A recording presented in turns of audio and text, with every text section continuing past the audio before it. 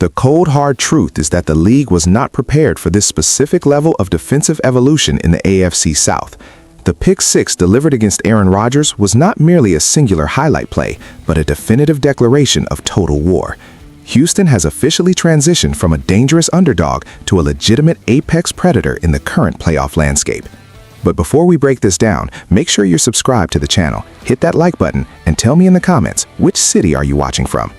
I have spent hours looking at the tape from this wildcard victory, and what I see is a schematic masterpiece that is finally reaching its full potential.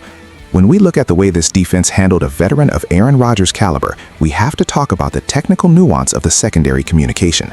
The play in question, that game-changing interception returned for a touchdown, was the result of a perfectly disguised robber coverage that baited one of the most intelligent quarterbacks in the history of the game into a catastrophic mistake.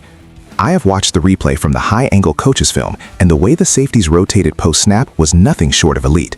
It is one thing to have athletes on the field, but it is another thing entirely to have athletes who are playing with this level of synchronized vision. One of the players in that locker room made a bold claim after the game, asserting that this Houston defense is now the best overall unit in the entire National Football League.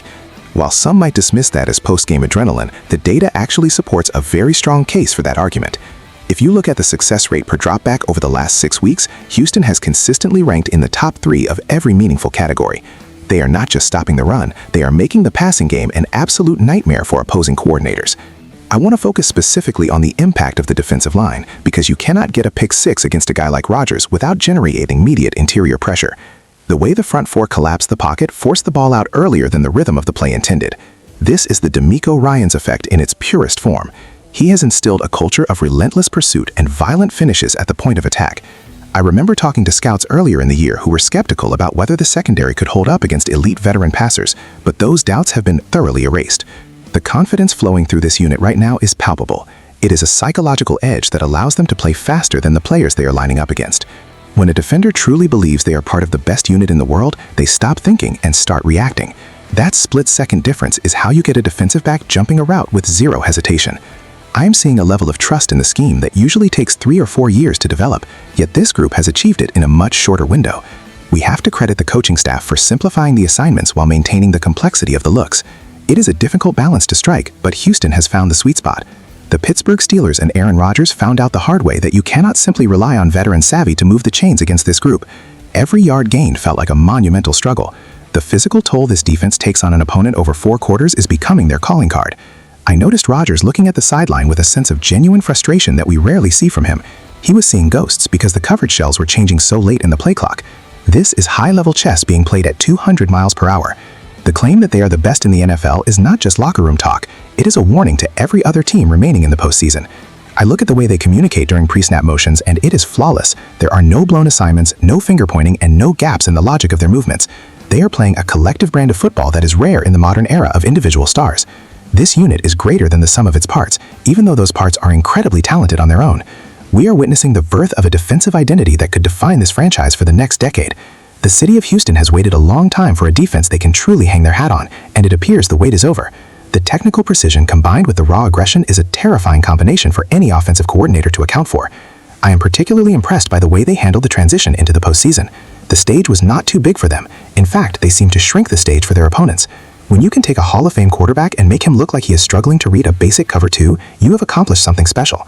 I will be monitoring the injury reports closely, but as long as the core of this unit remains intact, I do not see a ceiling for what they can achieve. They are playing with a chip on their shoulder that is fueled by the lack of national respect they received earlier in the season. Now the world is forced to watch and acknowledge what is happening in the South. This is not a fluke. This is the result of meticulous planning and exceptional execution. Every single player on that field knows their role, and they are executing it with a level of violence that is honestly refreshing to see. They are dictating the terms of the engagement from the very first whistle to the very last play of the game. Continuing this deep dive into the Houston defensive masterclass, we have to look at the historical context of what this unit is achieving. When a player steps to a microphone and claims they are the best in the league, they are putting a massive target on their back. However, I believe this group actually thrives when the pressure is at its highest. I have analyzed the advanced metrics regarding their performance in the red zone, and the numbers are staggering. They are forcing field goals in situations where most defenses would surrender easy touchdowns. This bend but don't break philosophy has evolved into a don't bend and definitely don't break reality. The pick 6 against Aaron Rodgers was the exclamation point, but the drive-by-drive consistency is what truly impressed me. I noticed how the linebackers are filling gaps with a level of anticipation that suggests they know the opposing team's playbook better than the opponents themselves. This speaks to the preparation levels being demanded in the meeting rooms. I want to highlight the secondary again because the lockdown nature of their perimeter coverage is allowing the safeties to play much more aggressively in the box. This creates a numbers advantage that Rodgers simply could not solve. If you look at the way they bracketed the lead receivers, it was a clinic in spatial awareness. I am also seeing a massive leap in the development of the younger players who were drafted to be the foundation of this rebuild. They are no longer playing like rookies or sophomores. They are playing like seasoned veterans who've been in these wars for years. The synergy between the pass rush and the coverage is the best I have seen in Houston since the prime years of the franchise's history. It is a symbiotic relationship where the pressure creates the mistakes and the secondary capitalizes on them with predatory instincts. I am looking at the upcoming matchups, and I honestly do not see an offense that should feel comfortable going up against this group. They have the speed to chase down mobile quarterbacks and the size to hold up against power running schemes. This versatility is their greatest weapon. They can transform their identity depending on what the opponent tries to do.